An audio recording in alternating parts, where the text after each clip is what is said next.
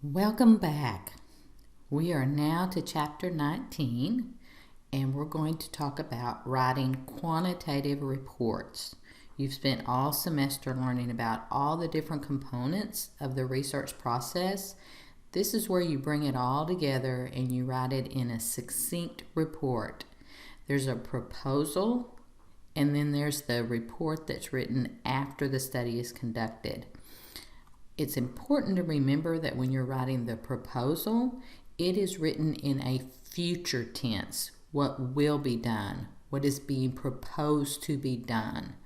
When you're writing the report, it changes to the past tense, what was done, what was the findings. This is something I wanted to point out at the beginning because I do run into this when students are writing their research proposal in the 590, 595. They often use the past tense. So you have to make sure when you're writing the proposal, it's all in future tense. And then when you're writing the report after the research is done and data is collected and analyzed, it is in past tense. So let's jump into this and see what we need to do to write these reports. So first we're going to talk about the proposal. And like I indicated, the proposal describes what is being proposed to be done in the research process, what you're planning to do. And essentially this comes out to be your blueprint for the study that you're going to be conducting, or your recipe, if you want to say it that way, for the study that you're going to be conducted. So why do you even need to write a proposal? There's several reasons that you write proposals, and one of the biggest one is to get permission to do the study.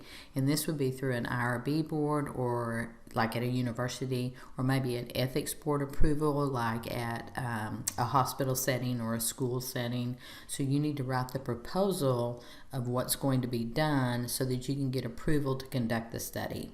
Sometimes it's to obtain funds for the study itself, and this can be from grant funding. So you're going to write a proposal for the research that you want to do, and also in this one you're going to include a budget so that you can then get funding to conduct the study. You also want to be able to persuade people who read the proposal that you're competent enough to carry out the intended study. You really have to become confident and competent in this research that you're proposing so that you can come across as the fact that you do know what you're doing, and they're willing to invest in you by either giving you permission to do the study or funding you to do the study. So it forces us to write down details exactly what's going to be studied, why we're going to study it, who's going to conduct the study, and how it's going to be done. So these are the reasons that we actually write the proposal to begin with. And we always have to remember, no matter what documents we're writing for an audience. And whether it be a research proposal, whether it be a research report after it's done, whether it be our documentation case notes, whatever it is, we have to have the skills to be able to write in the manner that's needed for that particular audience. So learning to write just one way in social work is really not sufficient. So the intended reviewers of the proposal or any written document, it must be written in a way for them to be able to read, follow, understand it. Your proposal needs to be clearly organized, and it needs to be brief, fairly brief. It must describe the research that you're proposing to do simply, clearly, and concisely. And this does require a lot of rewriting. You will not be able to do this the first time. When you write your proposal, you're going to have to go back and you're going to have to rewrite and you're going to have to edit, and you're going to need input from others to get it to that precise point so that when you submit it, the readers are actually going to be able to go exactly where they need to in that report or in that proposal, get the information they need to make a decision about either funding you or giving you permission to do it. So how do we write the proposal? Well, first of all, it depends upon, again, who your audience is. Many times when you write the proposal, there's a very specified order in which you're going to present the information. Whoever you're writing the proposal for, take time to review the requirements for that proposal to be submitted to those individuals, because they're going to vary a little bit. However, there is an overall structure to any research proposal and report from the quantitative proposal perspective here, and that's what we're going to look at. The first part is just the research topic, and you went over this in chapter 2, being able to conceptualize that research topic and bring it into just a few sentences. What is the research topic here? And it can actually also include, in this area, the problem focus of this and why this research topic is important. Now, this is not long. This is just a brief few sentences, maybe a paragraph, in terms of what the research topic is going to be. You did your literature review whenever you were conceptualizing your topic, and you're going to include your literature review in the proposal. This sets the foundation for why your research topic is important, how it links into informing social work policy, practice, theory.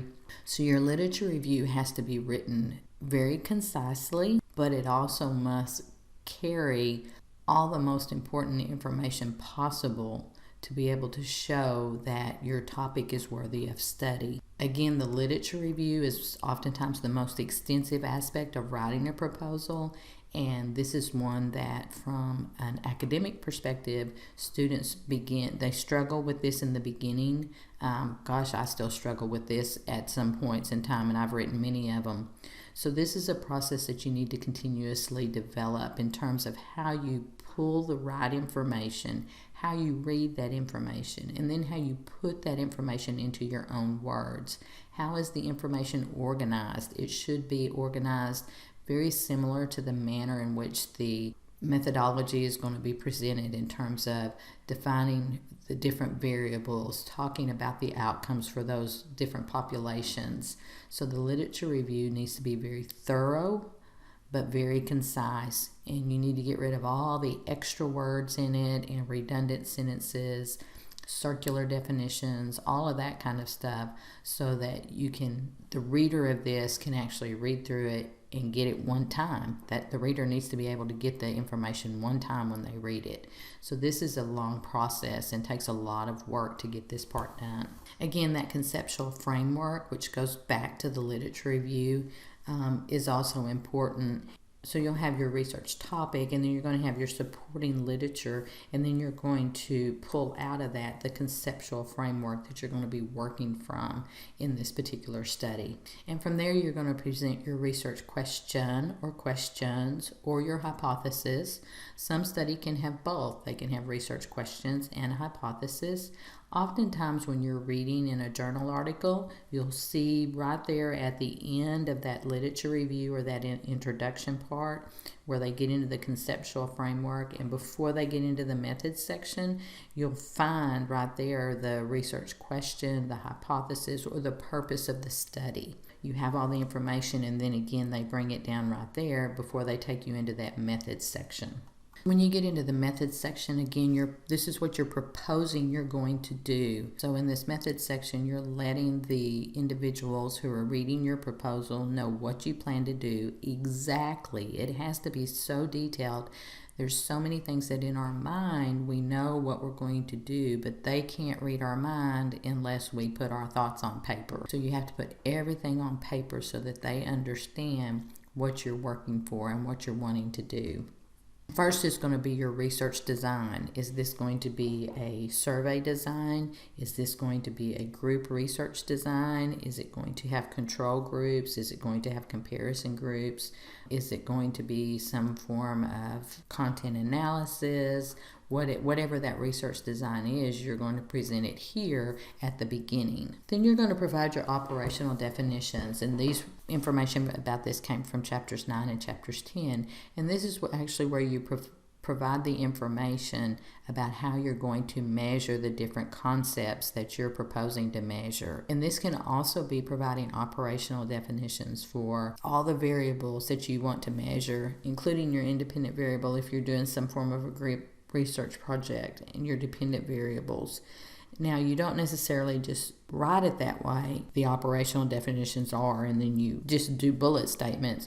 You actually include in a paragraph format in an explanation the operational definitions. So therefore, depression is going to be measured using Beck's depression inventory, and you'll explain that, and then that's how depression is operationalized. So you're going to include how you're going to operationalize all your variables here, and that means you're going to let the readers know how you're going to measure them, what measuring instruments you're going to be using. You're going to need to describe your population and sample, and not just the population and the sample, but you're going to need to describe how you're going to solicit those participants to be a part of your study. And so this is, again, proposing that you're going to have 50 licensed social workers employed in mental health in Northeast Texas are going to be solicited for this study. You'll include inclusion and exclusion criteria. It's going to be very detailed here. Who's your population? Who's your sample?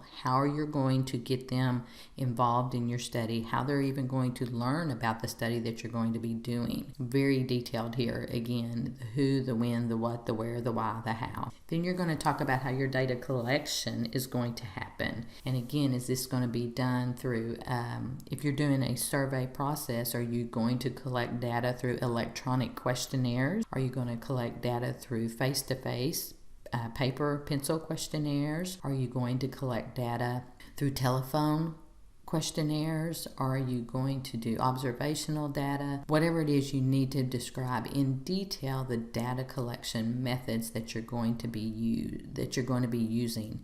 You never make the assumption that the reader is going to understand. Again, think about it. Nobody can read our mind unless we put our thoughts on paper. So when we get the thoughts out of our mind on paper, that's when they can read our mind. You're going to propose how you're going to do your data analysis. Once you have your variables, your measurement instruments, you know exactly the data you're going to be collecting and the measurement instruments you're going to be using. You're going to know the data analysis that you're going to be conducting. There's going to be a descriptive statistical component to it, and then there may be some inferential components to it if it's an actual study that involves some form of manipulation of the independent variable. If it's a survey process, most likely it's just going to be some descriptive statistics. But you're going to know ahead of time exactly what the data analysis is going to be, and you're going to put that in detail in your proposal. This is how the data will be analyzed. We're going to be looking at relationships between variable A and variable B. We're going to be conducting multiple regression to determine whatever. So you're going to put that in there so then that the reviewer, again, sees that you understand how to conduct the analysis part once you obtain that data. You're going to be competent in that area, and they know you have the competency you need to conduct this study. In an actual formal proposal, you may or may not include limitations. You need to think about the limitations, whether you include them in this report or not, because every study has limitations. Every study does. No study is perfect. So you have to think about what your limitations are for this study, meaning what areas are weak so that you're going to have difficulty in producing or answering the question or testing the hypothesis you want to test. A limitation could be accessing the population you need to access to become participants. A limitation could be in how you're gathering the data. If you're doing it through electronic questionnaires, then only those who receive information via the internet will be able to participate. So there's some limitations, and even if you don't include those in the research proposal, then you still need to have an understanding of them because they're going to come into play in the research report. The Institutional Review Board at A&M Commerce, in our proposals, the ones I've submitted, we do not have to include limitations. at that point, but we need to understand the limitations because we're going to have to address those in the report after the data is collected. The administration component of the research proposal, it contains those organization and resources that are necessary to carry it out. One of the areas here in administration in the research proposals that's very common is you have to address how confidentiality or anonymity or protection of data is going to happen. Where is the data going to be stored? How is it going to be stored? Who will have access to it? You're going to have to specify qualifications of individuals who are going to have access to the data. Again, how it's going to be protected. That's one of the big areas I think of when I think of administration, is exactly how that data is going to be protected. The book indicates that completion deadlines should be avoided. However, if you're submitting a research proposal to an institutional review board, you're actually going to have to submit deadlines. You're going to have to indicate data collection will occur during spring 2020 semester between January and May. If for any reason you have to go beyond that, you actually have to submit an addendum back to the institutional review board. In some instances, you might be able to keep it open-ended, but I'm going to say for the most part you cannot. So you're going to actually have to include some form of time frame in your proposal as to when the data collection is going to begin and when it will end. And if you need to adjust that, then in turn you're going to actually go back and do an addendum to whoever approved the study and request that adjustment. So now that you've written your proposal and you've received approval to conduct your study and you've gathered your data, you now have to write your report. You have to write a report of what happened, what findings you came up with, and then have a discussion about it. The report is a way of describing the completed study to other people, and it can be technical or it can be non-technical. And you have to remember, all research reports have to have some practical, theoretical, or policy significance, and they have to contribute to social work policy, practice, or education somehow. So the most common way of sharing your study's findings with other professionals is to publish it in a professional journal. And this is what you're asked to read throughout the course of your educational process, is studies that have been published in professional journals. And you have to remember, just like the proposal, all research reports are written for the audience. You may have different audiences that you're going to be writing these reports for, so you actually have to be able to adjust the information based on the audience. There can be a technical report, and that's written to other professionals, other researchers who actually understand and need to know about the study details, and you don't have to worry too much about anybody reading it who doesn't understand it. And you're going to see this for publishing, usually in the journals, publishing your research findings in the journal to share that information with other professionals. This will be a technical report.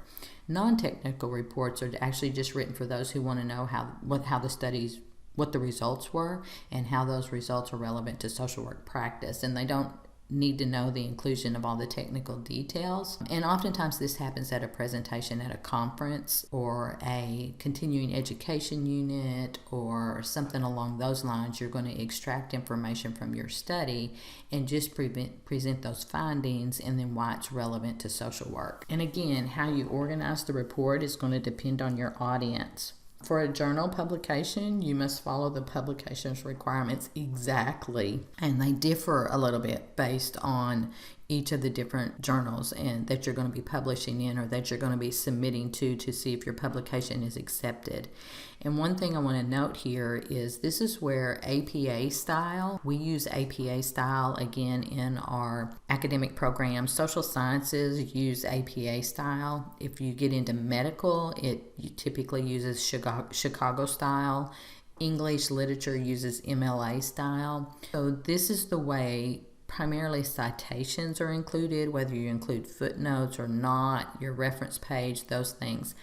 And this provides a standard that everybody follows within these professional areas. So that's why it's important to learn the APA. And when you learn the APA, even beyond just how to do your citations, if you can delve into that manual, it will actually show you how publications are organized for the behavioral sciences. Here, you've got to follow the requirements of the journal. If it's going to be in a behavioral science format, typically they're going to follow APA formatting for citations, references.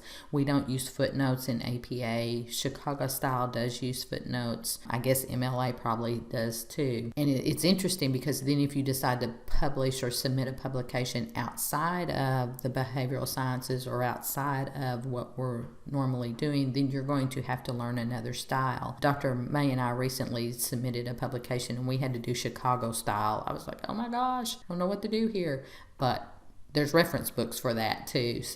But that's kind of a backstory on why we use APA. If you're doing a conference submission, then you're going to follow the submission requirements again for that conference.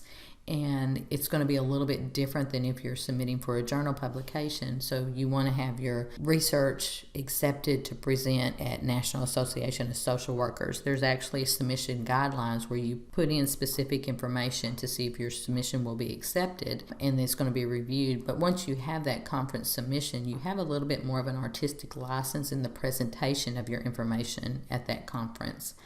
Funding sources for after the study is complete, you typically are going to have to submit some form of report, and it's going to be based on the funder's criteria, and usually this is going to be in an evaluation format. So it's going to be fairly different from when it's a journal publication. So again, organizing the report, you really have to know who your audience is and what the requirements are. And you may write multiple reports off of your one study because you're going to be submitting it for different audiences. One thing to note is most of the information that you did in the proposal will now transition over into the report. But remember, your proposal is written in future tense. Your report becomes past tense, what was done. The format is generally followed from the proposal to the report, and most of your information is already there. Just like in your proposal, you're going to explain what the research problem is. You're just going to present a brief description of what the problem was, why it is a problem, outline that for your particular audience. One thing not mentioned here is usually once the study is completed and you're writing some form of a report, you're going to have an abstract. Abstracts are used for when there's been studies completed and there's actual methodologies and findings. So the last thing you will write is your abstract because it will condense everything, but most of your reports will begin with an abstract when you read them. You're going to explain the research problem in just a few sentences and why it's a problem, and that can be included in your abstract. You will include some form of a literature review. Now here, the literature review that you do for your proposal is going to be very extensive. The literature review that you include in your publication or your report is going to be very condensed, and this is where you again have to develop those skills to ferret out the really significant information in your literature review and present it very concisely. So you may have a 10-page literature review in your proposal, and when it comes time to submit it for publication, you may have a total of 10 pages for the entire report. So you actually have to get that literature review down to just the bare bones with the most significant information presented. So you got to pack a whole lot of bang in that to be able to get that done. And here you'll see that again you're going to include your research questions or your hypothesis, and this can often be included towards the end of the literature review. You'll often find this. Occasionally you'll find it where it's separated out specifically, but it will state the research question for this study was, or the hypothesis tested was this, and it links back into that literature review and that problem area. So you will state that in there in this report somewhere, and oftentimes you're going to find this there at the end of that literature review right before the methods section begins. And then you're going to begin your methods section, and in the methods sections you're going to provide the detail exactly about what was done. Now, in your methods section from your proposal, a lot of your information is already there, so you're going to be able to extract that out, put it in the past tense, and explain what was done. You're going to also explain how you analyzed your data. Again, in your proposal, you indicated how you were going to do that. You can now extract that out, put that in your report, and explain how it was done. It's now past tense, because you should not have varied anywhere in here. Step back up to the methods section when you talk about your sample and participants. Maybe in your proposal, you solicited 100 individuals and you only got 75 to participate. You would explain that in the research report in your method where it's the sample and participants. So you'd explain exactly what happened and how it may have differed from your proposal. Your data analysis, again, should be the same unless there was a change, unless something happened in your variables that you actually had to change it. And then you're going to explain what the plan was and how it had to be changed. The findings or the results section, actually that's what it does. It presents the raw data. It presents exactly what you found. It's the very dry part of the research report. It is exactly just the data. That's all it is. No interpretations here, just the data. So it could be listed as findings or it could be listed as results, but this is just the results of doing your data analysis. In the report, you're going to include your limitations. Limitations may be included after your conclusions and your discussion, or it may be included right after your findings. But you will include limitations in your report. And the limitations also will lead to recommendations for future research, which is also always included in your report. The conclusions or discussion area, this is where you close the loop. And this is where you, as the researcher, now have opinions about your data.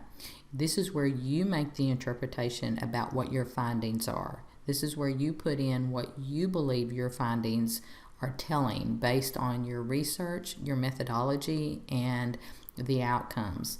And then you close the loop. You actually interweave this back in with the literature that you presented in your proposal. How does your findings compare to the findings in the literature you proposed?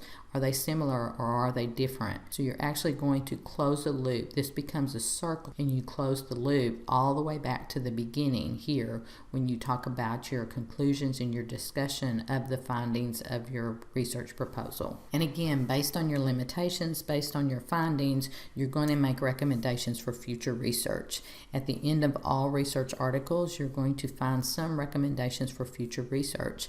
And when you're trying to determine what kind of study to conduct or how to conduct it, if you'll read that, it will give you some insight into what needs to be conducted next. How do we need to continue building this knowledge through the research? So now you've learned all the components of a quantitative study, you wrote a proposal, and now you've collected your data, you analyzed it, and you're going to write your report. That's quantitative research in a nutshell.